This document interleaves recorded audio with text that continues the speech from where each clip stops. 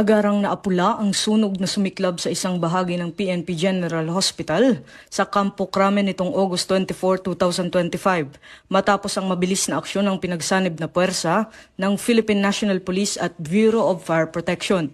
Batay sa ulat, nagsimula ang sunog dakong 10:05 ng gabi sa loob ng PNP-GH compound sa pagitan ng Specialty Ward at Neonatal Intensive Care Unit. Agad namang rumisponde ang Base Fire Section Emergency Team sa pangunguna ni Police Lieutenant Wally Ocde kasama ang mga tauhan ng Bureau of Fire Protection Quezon City Fire Department. Mabilis na isinagawa ang systematic fire suppression operations gamit ang tactical hose deployment at iba pang firefighting techniques.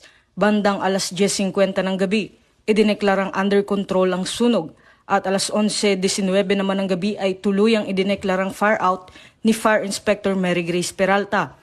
Walang naiulat na nasaktan o nasawi dahil agad na nailikas ang lahat ng pasyente at kawani.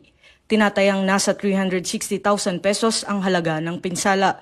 Lumabas sa paunang investigasyon ng BFP na ang sunog ay nagmula sa kisame ng nurses' call room. Personal na tumutok si PNP Chief Police General Nicolas Torre III upang tiyakin ang kaligtasan ng lahat. Samantala tiniyak ng BFP at PNP na mananatiling mataas ang antas ng kahandaan laban sa ganitong uri ng insidente.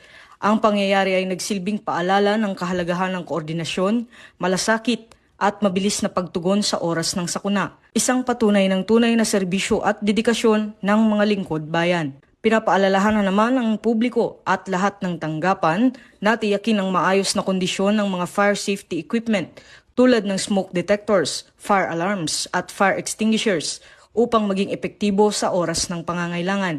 Ang pagiging handa at maagap ay susi upang makaiwas sa kapahamakan at mapanatili ang kaligtasan ng lahat.